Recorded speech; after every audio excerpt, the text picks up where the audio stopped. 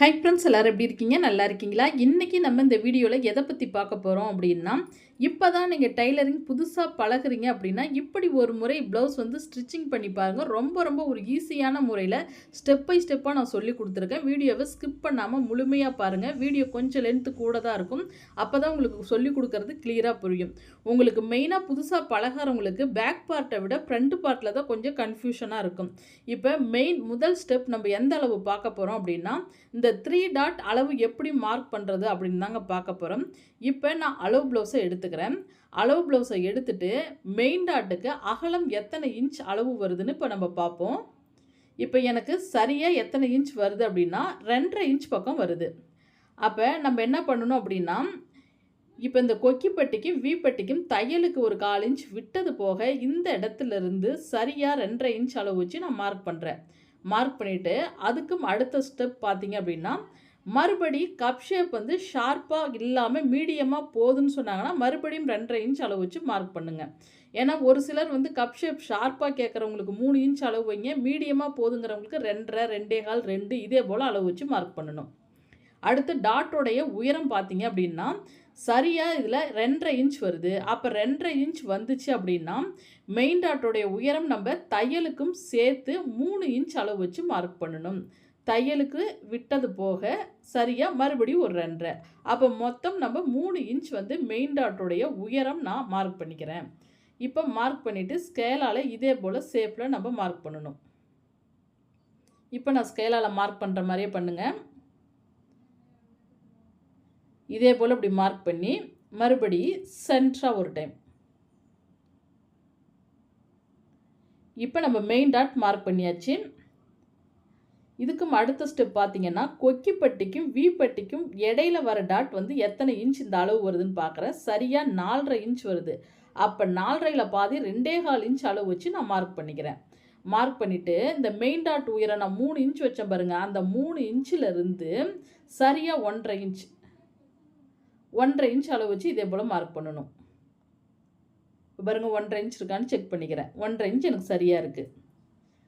அதுக்கும் அடுத்த பாயிண்ட் பார்த்தீங்க அப்படின்னா, அந்த கொக்கி பெட்டிக்கும் வி பெட்டிக்கும் இடையில வர டாட்டுக்கு 3 இன்ச் அகலம் அளவு வச்சு மார்க் பண்ணுங்கள். இதே போல் இப்படி மார்க் பண்ணிவிட்டு இப்போ சென்டராக ஒரு கோடு. அடுத்து பார்த்தீங்க அப்படின்னா 1.5 இன்ச் இடைவேளை இருக்கான்னு செக் பண்ணணும். இங்கேருந்து 1.5 இன்ச் வருது, இந்த இடத்துல இருந்தும் 1.5 இன்ச் வருது. நம்ம டாட் பிடிக்கும் பொழுது இடைவேளை 1.5 இன்ச் கேப் இருக்கணும். இப்போ இந்த ஆம்கோல் டாட் வந்து மெயின் டாட்டை பார்க்குற மாதிரி மார்க் பண்ணிக்கணும். அவ்வளோதான். இதே போல் நீங்கள் 3 டாட்டும் மார்க் பண்ணிக்கிங்க. நீங்கள் ப்ளவுஸ் ஸ்டிச்சிங் பண்ணுறதுக்கு முன்னாடி இதே போல் அளவு வச்சு மார்க் பண்ணிட்டு தான் நம்ம தைக்க தொடங்கணும். இப்போ மறுபடியும் நல்லா அச்சா டிசி கட்டியால் அழுத்தி இதே போல் மார்க் பண்ணுங்கள். எதனால் இதே போல் திருப்பி நான் பண்ணுறேன் அப்படின்னா, இந்த அச்சு அப்படியே உங்களுக்கு தெரியும். இதை வச்சு இன்னொரு பக்கம் நீங்கள் அப்படியே மார்க் பண்ணிக்கலாம். ஈஸியாக இருக்கும். இப்போ ஃப்ரண்ட்டு பார்ட்டு மாற்றி மாற்றி மார்க் பண்ணக்கூடாது. ரெண்டும் ஒன்றை பார்த்து இருக்கிறாப்புல ஃப்ரண்ட்டு பார்ட் வந்து மார்க் பண்ணிக்கிங்க. ஏன்னா நீங்கள் மாற்றி மாற்றி நீங்கள் மார்க் பண்ணி நீங்கள் ஸ்டிச்சிங் பண்ணினீங்க அப்படின்னா மறுபடியும் பிரித்து செய்கிற மாதிரி ஆயிரும். அதனால் 2 பக்கமும் ஒன்றை பார்த்துருக்காப்புல தான் மார்க் பண்ணிக்கணும். இப்போ இந்த டாட்டோடைய 2 பக்கம் ஃப்ரண்ட் பார்ட் அளவில் நம்ம டாட்டோடைய அளவு மார்க் பண்ணி முடித்த பிறகு அடுத்து பட்டி கிளாத். இந்த பட்டி கிளாத் எப்படி நம்ம அளவெடுத்து மார்க் பண்ணணும்னு பார்ப்போம். இப்போ பட்டி கிளாத் எப்படி நம்ம அளவெடுக்கணும் அப்படின்னா, இப்போ இந்த அளவு ப்ளவுஸை எடுத்துக்கங்க. இந்த இடத்துல ஒரு 1/2 இன்ச் தையலுக்கு விட்டுக்குங்க. விட்டது போக இங்கேருந்து இந்த பட்டியோட உயரத்தை அளவுங்க. ஃபஸ்ட்டு ஒரு மார்க் பண்ணிக்கிங்க, அடுத்து தையலுக்காக கொஞ்சம் மார்க் பண்ணிக்கிங்க. அடுத்து சைடு பட்டி அளவு. இதுலேயும் அதே போல் தான். ஃபஸ்ட்டு இந்த இடத்துல ஒரு மார்க் பண்ணிக்கிங்க, மறுபடியும் இதே போல் இப்படி அளவு வச்சு இந்த இடத்துல ஒரு மார்க் பண்ணணும், தையலுக்காக கொஞ்சம் எக்ஸ்ட்ரா மார்க் பண்ணிக்கணும். இப்போ இதில் நான் தையலுக்கும் சேர்த்து 3 இன்ச் வருதுங்களா, அதே போல் கொஞ்சம் விட்டது போக தையலுக்கு விட்டது போக ஒரு 2.5, அப்போ மொத்தம் 3. அப்போ 3 இன்ச்சிலிருந்து இந்த இடத்துல 1 இன்ச் கம்மி பண்ணிக்குவோம். இது எதுக்காக இந்த 1 இன்ச் கம்மி பண்ணிக்கிறோன்னா, நம்ம ஷேப் கொடுத்து வரையணும். அப்போ தான் பட்டி கப் ஷேப் வந்து நமக்கு நல்லா நீட்டாக வரும். இப்போ இதே போல் மார்க் பண்ணிவிட்டு இப்போ நம்ம கட் பண்ணுறதுக்கு முன்னாடி பட்டி கிளாத் வந்து பார்த்தீங்க அப்படின்னா, ஃப்ரண்ட் பார்ட்டுக்கு ஒரு பக்கத்துக்கு 3 கிளாத் தேவைப்படும். இப்போ நான் பாருங்கள் இதே போல் எடுத்து வச்சுருக்கேன். இப்போ நான் கட் பண்ணிவிட்டு காட்டுறேன் பாருங்கள். உங்களுக்கு பட்டி கிளாத் வந்து இந்த மெயின் கிளாத் துணி கம்மியாக இருந்துச்சு அப்படின்னாலும் உள்பட்டிக்கு வேறு கலர் கூட நீங்கள் துணி கொடுத்துக்கலாம். ஆனாலும் ஒரு பக்கத்துக்கு 3 பீஸ் வரணும். இப்போ எனக்கு இதில் 1 மீட்டர் அவங்க கிளாத் கொடுத்துருந்தாங்க. இவங்களுக்கு வந்து ஆள் வந்து ரொம்ப பாடி இல்லாததுனால எனக்கு இதுலேயே நிறைய அதிகமாக எக்ஸ்ட்ரா துணி இருந்ததுனால பாருங்கள், பட்டி கிளாத் வந்து ஒவ்வொரு பக்கத்துக்கு நான் 3 பீஸ் கட் பண்ணி எடுத்துக்கிட்டேன். உங்களுக்கு வந்து கிளாத் பத்தலைன்னா வேறு கலர் நீங்கள் யூஸ் பண்ணிக்கலாம். இப்போ அடுத்த ஸ்டெப் பார்த்தீங்க அப்படின்னா வீப்பட்டி. இந்த வீப்பட்டிக்கு கிளாத்தை 2ஆக மடித்து அகலம் 2 இன்ச் வர மாதிரி கட் பண்ணிக்கணும். கொக்கி பட்டிக்கு கிளாத்தை 2ஆக மடித்து அகலம் 1 இன்ச் வர மாதிரி கட் பண்ணிக்கிங்க. இப்போ கட் பண்ணிவிட்டு இப்போ நம்ம தைக்க ஸ்டார்ட் பண்ணுவோம். இப்போ நீங்கள் புதுசாக ட்ரை பண்ணும் பொழுது நீங்கள் என்ன பண்ணுவீங்கன்னா டாட் இதே போல் தான் பிடிப்பீங்க. இப்படி அளவு வச்சு பார்த்து இதே போல் தான் பிடிக்க தொடங்குவீங்க. இப்போ இங்கேருந்து ஒரு 3 இன்ச் வச்சு அப்படியே நான் தையல் ஓட்டி காட்டுறேன் பாருங்கள். இப்போ இதை 2ஆக மடித்து இப்படி 3 இன்ச் நான் இப்போ தையல் ஓட்டி காட்டுறேன் பாருங்கள். இப்படி நீங்கள் பிடிக்கும் பொழுது என்ன ஆகும் அப்படின்னு பார்த்தீங்கன்னா, நீங்கள் புதுசாக பழகிறவங்களுக்கு நல்ல இந்த ஷார்ப் வந்து இந்த இடத்துல இப்படி தூக்கிட்டு இருக்கும். பார்த்தீங்கன்னா இந்த நுனி பகுதி பார்த்தீங்க அப்படின்னா இந்த மெயின் டாட் இதை விட தூக்கிட்டு இருக்கும். கஸ்டமர் வந்து ப்ளவுஸ் போடும் பொழுது என்னங்க இந்த மெயின் டாட் மட்டும் அப்படியே தூக்கிட்டு இருக்கு, ஒரு மாதிரி நல்லா இல்லை அப்படின்னு சொல்லுவாங்க. அப்போ நீங்கள் புதுசாக ட்ரை பண்ணும் பொழுது எப்படி பண்ணுறீங்க அப்படின்னா, இப்போ நான் பிரிச்சுட்டு மறுபடியும் தச்சு காட்டுறேன் பாருங்கள். இப்போ இந்த இடத்துல இருந்து இந்த மெயின் டாட்டை இங்கேருந்து ஒரு 2.5 இன்ச் அளவு வச்சுக்கிறேன். சரியாக 2.5 இன்ச் அளவு வச்சு மார்க் பண்ணி மறுபடியும் ஒரு 1/2 இன்ச் இப்படி தைச்சு கொண்டு வரணும் பாருங்கள். இந்த ஷேப்பில் இப்படியே வந்து இப்படி நேராக அப்படி தைச்சு கொண்டு வந்துடணும். இப்போ நான் தைச்சு காட்டுறேன் பாருங்கள். இப்படியே ஸ்டிச் பண்ணிகிட்டே வந்து இந்த இடத்துல அப்படியே நிப்பாட்டி அப்படி நேராக கொண்டு வந்துடுங்க ஒரு 1/2 இன்ச். இப்படி நீங்கள் கொண்டு வரும் பொழுது இந்த மெயின் டாட் வந்து தூக்காது. நிறைய பேத்துக்கு இந்த ப்ராப்ளம் வந்துட்டுருக்கு. இந்த மெயின் டாட் தூக்குதுன்னு சொல்லுவாங்க கஸ்டமர். அதனால் இப்படி நீங்கள் ட்ரை பண்ணி பாருங்கள். கண்டிப்பாக உங்களுக்கு இந்த மெயின் டாட் வந்து தூக்காமல் மீடியமாக இருக்கும். இப்போ நான் காட்டுறேன் பாருங்கள். இப்போ உங்களுக்கு கப்பு நல்லா எடுப்பாக இருக்கும். அந்த நுனி பகுதியும் தூக்காமல் சூப்பராக வந்துடும் உங்களுக்கு. அதனால் இதே போல் ட்ரை பண்ணுங்கள். புதுசாக தைக்கும் பொழுது இப்படி நீங்கள் ட்ரை பண்ணி பாருங்கள். உங்களுக்கு கண்டிப்பாக மிஸ்டேக் எதுவும் வராது. இப்போ நல்லா அப்படி நகத்தால் கீறி விட்டுக்குங்க. அடுத்து இந்த பக்கம் டாட் பிடிச்சிடலாம். இப்போ கொக்கி பட்டிக்கும் வீப்பட்டிக்கும் இடையில் வர டாட் பிடிச்சிக்குவோம். 2 தையல் ஓட்டிக்கிங்க. ஒவ்வொரு தையல் போட்டிங்க அப்படின்னா கண்டிப்பாக டாட் தையல் வந்து பிரிஞ்சிக்கும். ரொம்ப நாளைக்கு இருக்காது. அதனால் 2 தையல் போட்டுக்கலாம். அதே போல் ஆம்கோல் டாட்டும் 2 தையல் ஓட்டணும். இப்போ 1 சைடு வந்து நம்ம 3 டாட் பிடிச்சாச்சு. இப்போ கப் ஷேப் பாருங்கள் எவ்வளோ சூப்பராக வந்துருச்சுன்னு. அதே போல் இன்னொரு பக்கம் பிடிச்சிக்குவோம். பாருங்கள் இப்படி ஒன்றா இருக்கான்னு பாருங்கள். மாற்றி மாற்றி பிடிக்கக்கூடாது, செக் பண்ணிக்கணும். ஃப்ரண்ட்டு தட்டு 2 ஒரு பக்கமாக இருக்க மாதிரி உள்ளே வெளியே மாறாமல் தைச்சிக்கணும். மறுபடியும் இன்னொரு தையல்.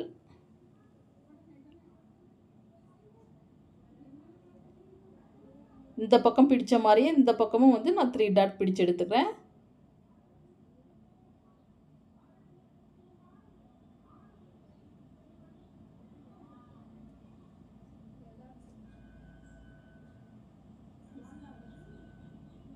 இப்போ அடுத்து பட்டி கிளாத் எப்படின்னு பார்ப்போம்.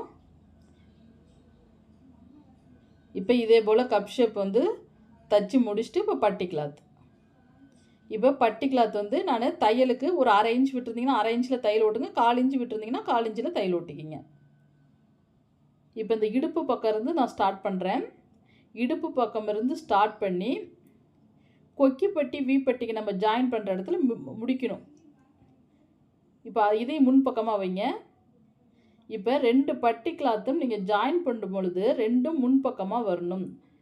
ஒரு சைடு முன்பக்கமும் ஒரு சைடு இடுப்பு பக்கமும் வச்சிட்டிங்கன்னா உங்களுக்கு வந்து மாறி வந்துடும். அதனால் 2ம் வந்து கொக்கி பட்டிக்கு வீப்பட்டிக்கு நம்ம தைப்போம்ல அந்த மாதிரி முன்பகுதியில் தான் நம்ம ஸ்டார்ட் பண்ணணும்.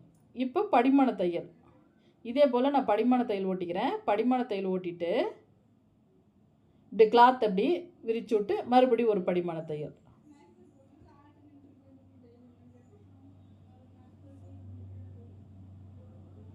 இப்போ மடித்து மறுபடியும் தையல். இப்போ இன்னொரு பக்கமும் அதே போல்.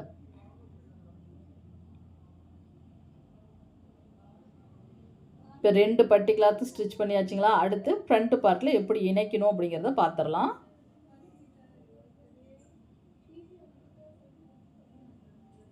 இப்போ இந்த முன்பகுதி தெரியுதுங்களா? இந்த முன்பகுதியை தான் அடியில் வச்சு, பட்டி கிளாத்தை அடியில் வச்சு, நான் பாருங்கள் ஃப்ரண்ட் பார்ட்டை அதே போல் மேலே வச்சு இப்படி பார்க்கும் பொழுது வெளிப்பக்கமாக தெரியணும், பிசுறு உள்ளே போயிடணும். அதே போல் செக் பண்ணிக்கிங்க. இப்போ அப்படியே நான் ஜாயின் பண்ணிக்கிறேன். இப்போ இந்த டாட் இப்படி தூக்கிட்டு இருக்குங்களா, இதை அப்படியே மடிங்க. இதே போல் மடித்து வச்சு அப்படியே தையல் விட்டுங்க. இதே போல் ஸ்டிச் பண்ணி இப்போ நான் எடுத்துட்றேன். இப்போ எக்ஸ்ட்ரா இருக்க கிளாத்தை கட் பண்ணிக்குவோம். அடுத்து இன்னொரு பக்கமும் ஜாயின் பண்ணிக்கலாம். இப்போ இதே போல் செக் பண்ணுங்கள். இந்த முன்பகுதியை வச்சு பார்த்து பிசுறு உள்ளே போகுதான்னு இப்படி செக் பண்ணுங்கள். இப்படி பாருங்கள். அதுக்கு பிறகு தான் நீங்கள் உள்ளே வெளியே பார்த்து தான் தையல் ஓட்டணும்.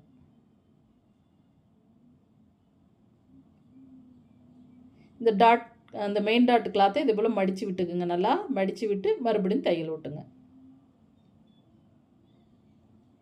இப்போ இதே போல் ஜாயின் பண்ணிவிட்டு இப்போ எக்ஸ்ட்ரா இருக்க கிளாத்தை நம்ம கட் பண்ணிக்கலாம். அடுத்து கொஞ்சம் கொஞ்சம் சிசர் கட் கொடுங்க. நம்ம பட்டி கிளாத் வந்து கொஞ்சம் கொஞ்சம் நீங்கள் சிசர் கட் கொடுத்து படிமான தையல் ஓட்டுங்க. இப்போ மறுபடியும் கொஞ்சம் கொஞ்சம் நான் சிசர் கட் கொடுத்துக்கிறேன் பாருங்கள். இப்போ திருப்பும் பொழுது உங்களுக்கு ஈஸியாக வந்துடும். இந்த எக்ஸ்ட்ரா இருக்க கிளாத்தை கட் பண்ணிவிட்டு இந்த பட்டி தையலுக்கு படிமான தையல் ஓட்டும் பொழுது கீழே தான் ஓட்டணும். நீங்கள் மேலே அந்த டாட்டுக்கு மேலே வச்சு தையல் ஓட்டாதீங்க. படிமான தையல் இந்த பக்கமாக கீழ் பக்கமாக அந்த தையல் வரணும். இப்போ அப்படியே படிமான தையல் ஓட்டிக்கிறேன்.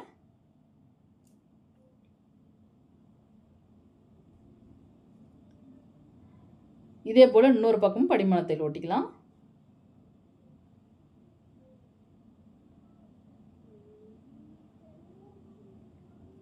அந்த பிசுறு வந்து கீழ் பக்கம் போகிற மாதிரி படிமான தையல் ஓட்டணும்.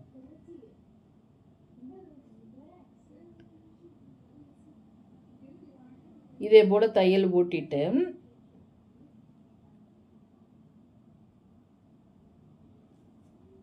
இப்போ 2 பக்கமும் ஹைட்டு சமமாக வருதான்னு பார்க்கணும். கொக்கி பட்டியும் வி பட்டிக்கும் நம்ம ஜாயின் பண்ணுறதுக்கு முன்னாடியே சமமாக வருதான்னு செக் பண்ணிட்டு தான் இப்போ ஃபஸ்ட்டு ஸ்டெப் வந்து நான் கொக்கி கட்டுவோங்கள அந்த பக்கம். இப்போ என்ன பண்ணணும் அப்படின்னா கிளாத் அப்படி 2ஆக மடிங்க. இப்படி 2ஆக மடிக்கும் பொழுது நமக்கு லைட்டாக அடியில் மடித்து தையல் ஓட்டணும். ஏன்னா பிசுறு தெரியும், அதனால் லைட்டாக மடிச்சுக்கிங்க. அடியில் மடித்து இப்படி ஜாயின் பண்ணிவிட்டு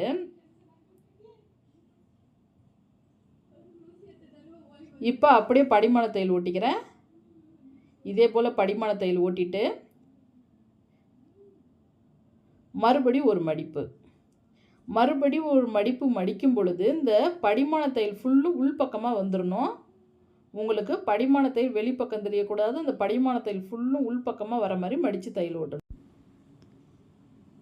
இப்போ கொக்கி கட்டுற பக்கம் நம்ம தச்சு முடிச்சாச்சு. அடுத்து பார்த்தீங்க அப்படின்னா வி பட்டி. இப்போ ஃப்ரண்ட் பார்ட்டு ஒன் சைடு முடிச்சாச்சுங்களா? அடுத்து வி பட்டி. உங்கள் ஏரியாவுக்கு தகுந்தபடி வச்சுக்கிங்க. எனக்கு வந்து இடதுபுறம் கொக்கி பட்டியும் வலதுபுறம் வி பட்டியும் நான் இப்போ ஸ்டிச் பண்ணுறேன். ஏன்னா ஒரு சில ஏரியாவுக்கு தகுந்தபடி வந்தீங்கன்னா அந்த லெஃப்ட் ரைட் வந்து மாறி மாறி போடுவாங்க. அதனால் அதுக்கு தகுந்தபடி நீங்கள் அதை மட்டும் கனெக்ட் பண்ணி ஸ்டிச் பண்ணிக்கிங்க. இப்போ இதே போல் ஜாயின் பண்ணிவிட்டு இப்போ மறுபடியும் அப்படியே மடிங்க. மடித்து இந்த பிசுறு மேலே வைங்க. அப்படியே ஒரு மடிப்பு,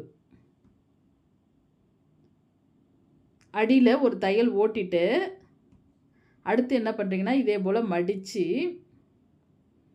இப்போ இந்த இடத்துல நேராக ஒரு தையல் ஓட்டுங்க. ஏன்னா அப்போ தான் உங்களுக்கு வீப்பட்டி தைக்க ஈஸியாக இருக்கும்.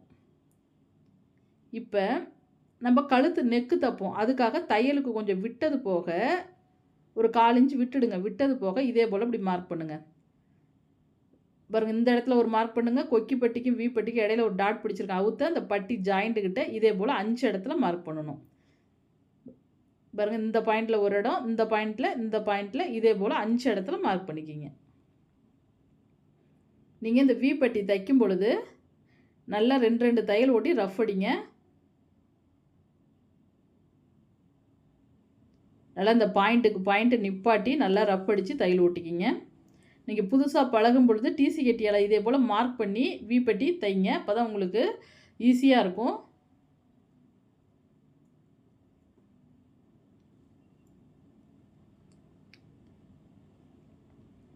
இப்போ வி பட்டி நம்ம ஸ்டிச் பண்ணி முடிச்சாச்சு.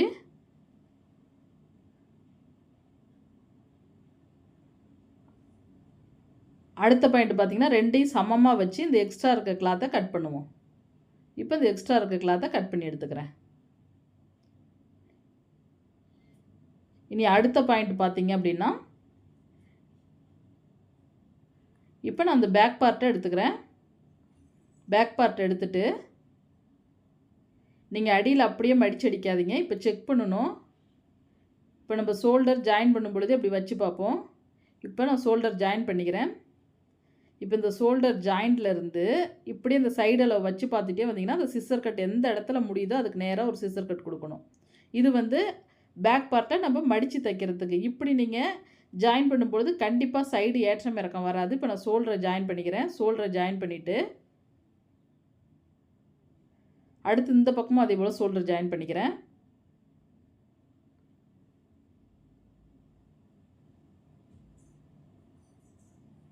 நல்லா சமமாக வச்சு ஜாயின் பண்ணுங்கள்.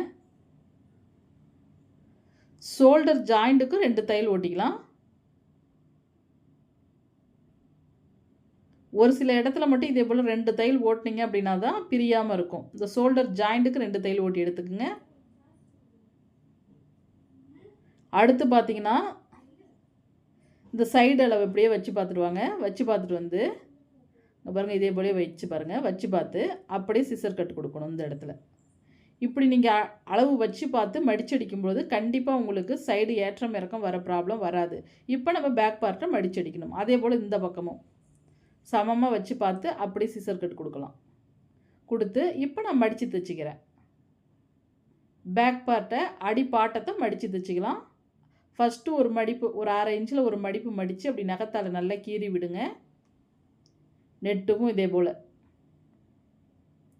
மறுபடியும் இன்னொரு மடிப்பு. இப்போ நான் பேக் பார்ட்டை மடித்து அடிச்சுக்கிறேன்.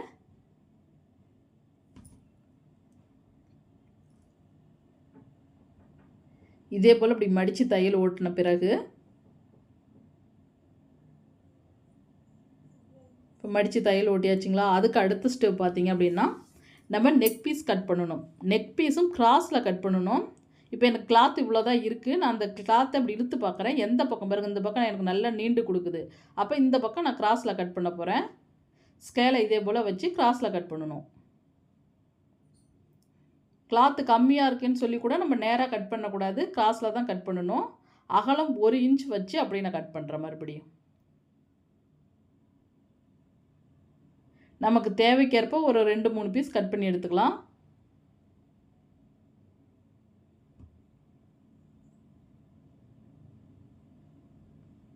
இப்போ நான் கட் பண்ணி எடுத்துக்கிறேன்.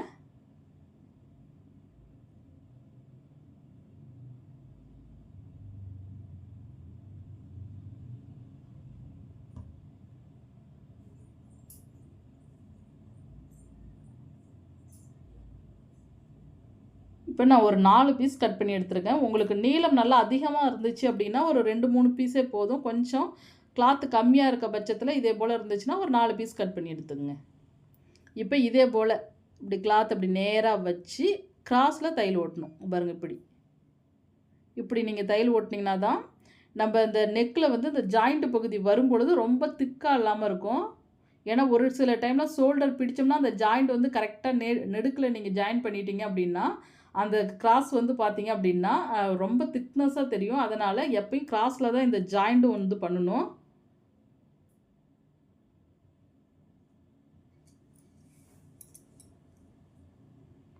இப்போ அடுத்த ஸ்டெப், இந்த பிசுரெல்லாம் லைட்டாக கட் பண்ணிவிட்டு இதை அப்படியே 2ஆக மடிங்க. இதை 2ஆக மடித்து ஓரமாக தையல் ஓட்டுங்க நல்லா. இது ஒரு ஈஸியான முறை தான் உங்களுக்கு. இதே போல் நீங்கள் நெக் பீஸ் ஜாயின் பண்ணும் பொழுது உங்களுக்கு ரொம்ப ரொம்ப ஈஸியாக ஸ்டிச் பண்ணி முடிச்சிடலாம். 2 கிளாத்தையும் இப்படி ஒன்றா வச்சு ஓரமாக இதே போல் ஸ்டிச் போட்டுக்கிறேன்.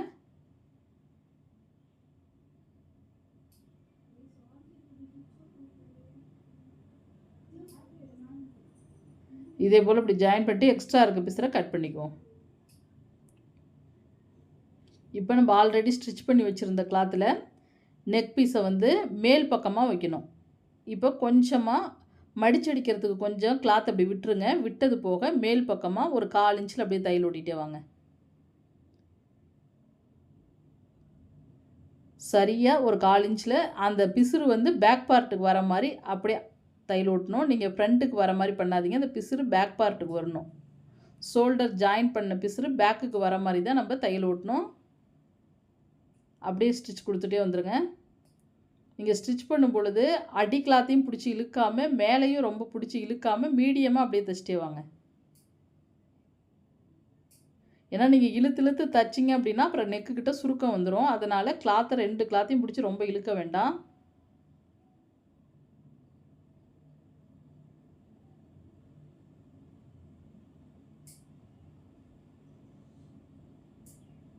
இப்போ அவ்வளோதான். இதே போல் ஸ்டிச் பண்ணி எடுத்துகிட்டு கொஞ்சம் கிளாத்தை விட்டு கட் பண்ணிக்கிறேன். இப்போ இந்த லைட்டாக தெரிகிற பிசுற நெட்டுக்கும் கட் பண்ணிகிட்டே வந்துடுங்க. லைட்டாக பிசுறு தெரிஞ்சுது அப்படின்னா அப்படியே லைட்டாக கட் பண்ணி எடுத்துகிட்டு வந்துடணும். கட் பண்ணிவிட்டு மறுபடியும் என்ன பண்ணணுன்னா கொஞ்சம் கொஞ்சமாக சிசர் கட் கொடுக்கணும். எதுக்காக இந்த சிசர் கட் கொடுக்கணும் அப்படின்னா அப்போ தான் நமக்கு தைக்கிறதுக்கு ஈஸியாக இருக்கும். அது இல்லாத சுருக்கமும் வராமல் திருப்பலாம். நம்ம திருப்பும் பொழுது இந்த சைடு மடித்து தைக்கும் பொழுது ஈஸியாக இருக்கும். இப்போ கொஞ்சம் கொஞ்சம் சிசர் கட் கொடுத்துட்டு அப்படியே படிமான தையல் ஓட்டணும். இந்த பிசுறு இந்த பக்கமாக வச்சு அப்படியே படிமான தையல் ஓட்டிகிட்டே வந்துடுங்க. படிமான தையல் ஓட்டாமல் நீங்கள் அப்படியே மடித்து தைக்கும் பொழுது கொஞ்சம் சிரமமாக இருக்கும். இதே படிமான தையல் ஓட்டிட்டீங்க அப்படின்னா ஃபினிஷிங் நல்லாயிருக்கும் கொஞ்சம்.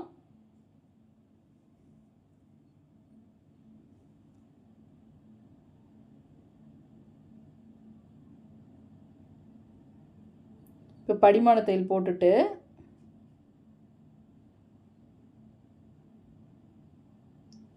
இப்போ மறுபடியும் உள்புறம் மடிச்சிக்கணும். முன்ன வெளிப்பக்கமாக வச்சுருந்தாங்களே கிளாத் அதை உள்பக்கமாக மடித்து தைக்கணும்.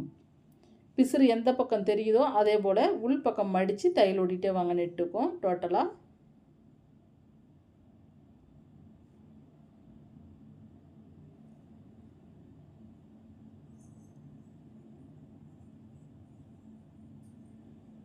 இதே போல் டோட்டலாக ஃபுல்லுமே ஓட்டணும்.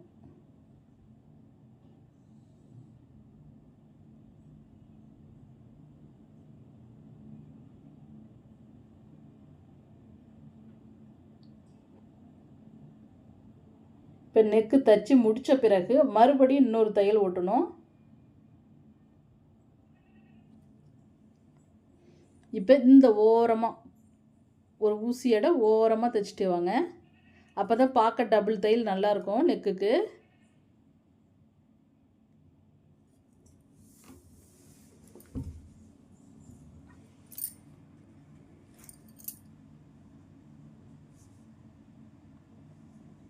இப்போ நெக்கு வந்து நம்ம ஸ்டிச் பண்ணி முடிச்சாச்சு. அடுத்து நம்ம எந்தெந்த பாயிண்ட் அளவு எடுக்கணும் அப்படின்னா நெக் தச்சு முடித்த பிறகு இந்த பாயிண்ட்லாம் அளவு எடுத்துக்குங்க. இப்போ கொக்கி பக்கம் இந்த சைடு ஃப்ரண்ட் சைடு அளவு எடுக்கணும். இப்போ அளவு ப்ளவுஸ் எடுத்து செக் பண்ணுங்கள். இந்த சைடு அளவை இதே போல் இப்படி வச்சு பார்த்து அந்த இடத்துக்கு நேராக ஒரு மார்க் பண்ணுங்கள். இதே போல் இப்படி மார்க் பண்ணிவிட்டு அடுத்து வி பக்கமும் அதே போல் தான். இதே போல் அளவை வச்சு செக் பண்ணிவிட்டு அப்படியே டிசி கட்டியால் மார்க் பண்ணுங்கள். இதே போல் இப்படி மார்க் பண்ணிவிட்டு அடுத்து நம்ம கை கிளாத்தை மடிச்சடிக்கணும்.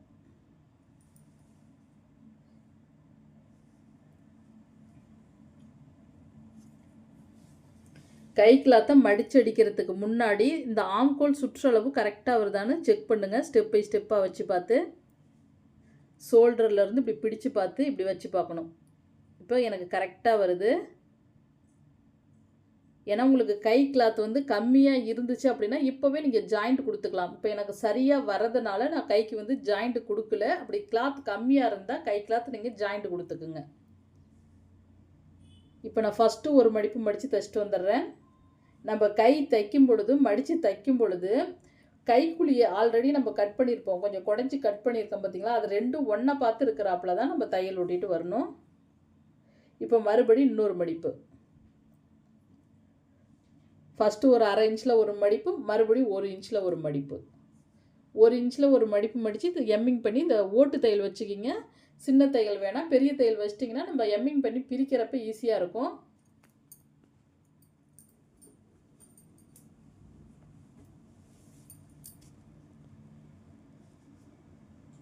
இப்போ அப்படியே கை கிளாத்தை மடிச்சுக்குவோம். மடித்து இந்த பாயிண்டில் ஒரு சிசர் கட் கொடுக்கணும். இப்போ அந்த கைக்குழி கட் பண்ணின பகுதி முன்பக்கம் வரணும். இப்போ சென்டராக நான் ஒரு சிசர் கட் கொடுத்துருக்கேன் பார்த்தீங்களா, அந்த இடத்த அப்படியே இந்த ஷோல்டரை சென்ட்ரு பண்ணி அப்படியே வைங்க. இப்படி வச்சு கை ஜாயின் பண்ணுங்க. ஏன்னா உங்களுக்கு ஸ்டார்டிங்லேருந்தே நீங்கள் பண்ணும்பொழுது உங்களுக்கு கொஞ்சம் சிரமமாக இருக்கும். அதனால் இந்த முறைப்படி நீங்கள் கை வந்து ஜாயின் பண்ணும்பொழுது ரொம்ப ஈஸியாக இருக்கும். மறுபடியும் இப்படி திருப்பி மறுபடியும் இப்படி தையல் ஓட்டுங்க. இப்போ கை கிளாத் துணி அடியில் இருக்குங்களா, சமமாக வச்சு அப்படி தையல் ஓட்டிகிட்டே வந்துடலாம்.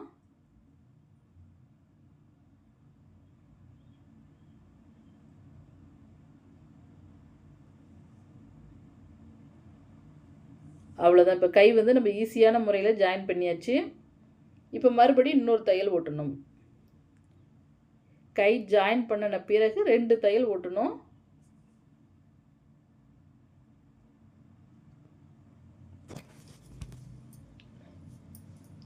அடுத்து இன்னொரு பக்கம். இப்போ இப்படி நெகத்தால் படிமானமாக அந்த பிசுரை உள்ளே தள்ளி விட்டு இப்படி நெகத்தால் நல்லா கீறி விடுங்க. நல்லா இப்படி நீங்கள் கீறி விட்டிங்கன்னா அவங்க ப்ளவுஸ் போடும் பொழுது அந்த தையல் வந்து படிமானமாக நல்லாயிருக்கும், அந்த ஜாயிண்ட் பகுதி. இதையும் அதே போல் தான், அப்படியே கிளாத் அப்படி மடித்து கை கிளாத்தை சென்டர் அப்படி ஒரு சிசர் கட் கொடுத்து ஷோல்டரை சென்டர் பண்ணி வைங்க. இப்போ நான் ஷோல்டரை சென்டர் பண்ணி இந்த குடஞ்ச பாகம் வந்து ஃப்ரண்ட் பார்ட்டில், இப்போ கைக்குழி கட் பண்ணியிருப்பாங்களே அது வந்து ஃப்ரண்ட்டுக்கு வர மாதிரி தையல் ஓட்டணும். நீங்கள் கைக்குழி குடஞ்ச பாகத்தை நீங்கள் பேக்கில் வச்சிட்டிங்க அப்படின்னா ஃபினிஷிங்கு நல்லா இருக்காது. நம்ம சைடு ஜாயின் பண்ணும் பொழுதும் உங்களுக்கு ஏற்றம் இறக்கம் வந்துடும். அதை பார்த்து அந்த டைமில் மட்டும் கொஞ்சம் கவனமாக ஸ்டிச் பண்ணணும்.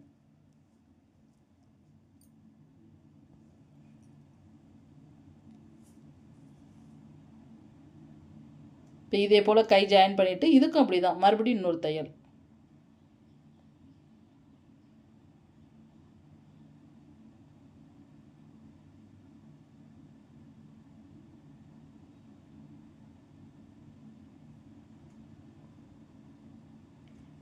அடுத்து நம்ம சைடு ஜாயின் பண்ணிக்குவோம்.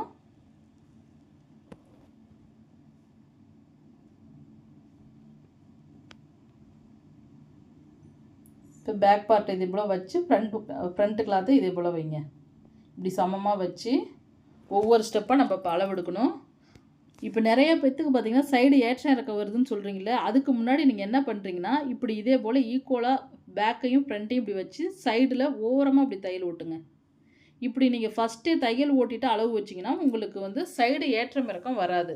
இப்போ நான் ஓரமாக தையல் ஓட்டிட்டாங்களா, இப்போ இந்த எக்ஸ்ட்ரா லைட்டாக இருக்க பிசுரை கட் பண்ணிவிட்டு இதுக்கு பிறகு நீங்கள் அளவு வச்சு நீங்கள் சைடு ஜாயின் பண்ணலாம். இப்போ பார்த்தீங்கன்னா நான் அளவு ப்ளவுஸ் எடுத்துக்கிறேன்.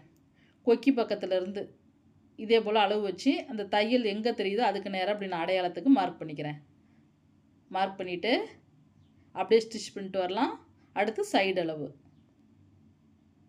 இப்போ இந்த அளவு ப்ளவுஸ் எடுத்து சைடு அளவையும் மார்க் பண்ணணும். இதே போல் இப்படி மார்க் பண்ணிவிட்டு அப்படியே ஸ்டிச் பண்ணுங்கள். அடுத்து ஆம்கோல் சுற்றளவு.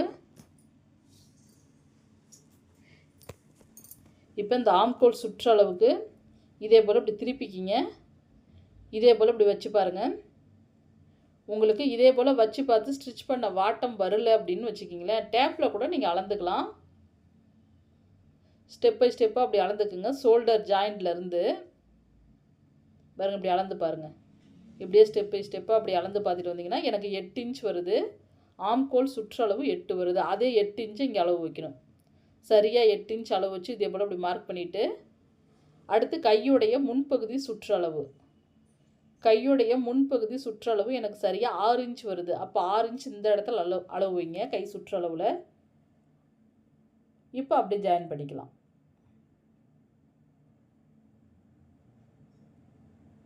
இப்போ ஜாயின் பண்ணி எடுத்துருங்க.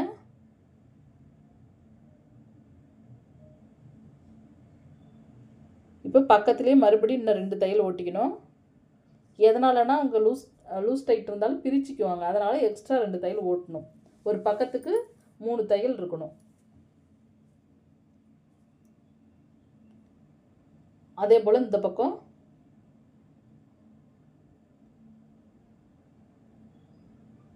இங்கேயும் அதே போல் சைடு ஏற்றம் இறக்கம் வராமல் இருக்கிறதுக்கு ஓரமாக ஒரு ஸ்டிச் கொடுத்துக்குங்க. கிளாத் அப்படி ஒன்றா வச்சு நல்லா ஒட்டுல ஓரமாக அப்படி ஒரு ஸ்டிச் கொடுத்துட்டு அதுக்கப்புறம் அளவு வச்சு மார்க் பண்ணிக்கலாம்.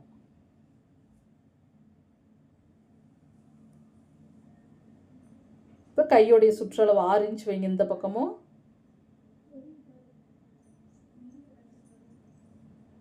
6 இன்ச் அளவு வச்சு மார்க் பண்ணிவிட்டு அடுத்து கை சுற்றளவு 8 இன்ச், ஆம்கோல் சுற்றளவு 8 இன்ச் வச்சு மார்க் பண்ணுங்க. மார்க் பண்ணிவிட்டு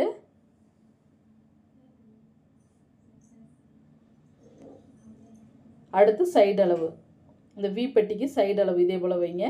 இந்த பாயிண்ட்லேருந்து இப்படி வச்சு எந்த இடத்துல முடியுதோ அதுக்கு நேராக ஒரு மார்க் பண்ணணும். ஏன்னா நீங்கள் கை சுற்றளவையும் ஆம்கோல் சுற்றளவு மட்டும் எடுத்தால் பத்தாது.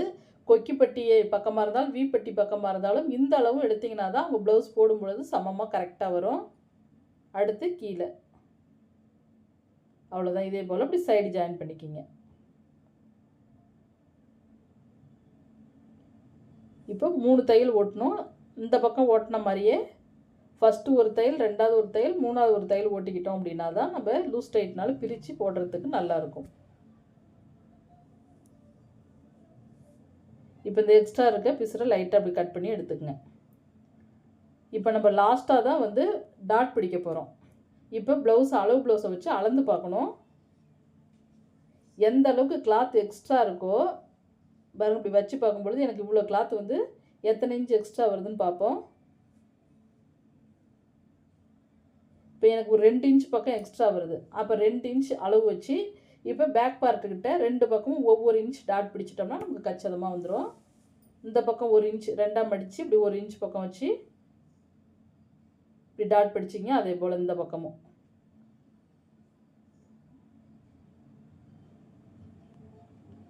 இப்போ 2 பக்கமும் நம்ம 2 இன்ச் பக்கம் டாட் பிடிச்சாச்சு. இப்போ நம்ம அளந்து பார்க்கும்பொழுது நமக்கு இடுப்பு சுற்றளவு கரெக்டாக வந்துடும். இதே போல் நீங்கள் லாஸ்ட்டாகவே வந்து டாட் பிடிச்சிக்கலாம். இப்போ பாருங்கள், நமக்கு சைடு ஏற்றம் இறக்கம் வரல, ஃபினிஷிங் நல்லா வந்துடும்.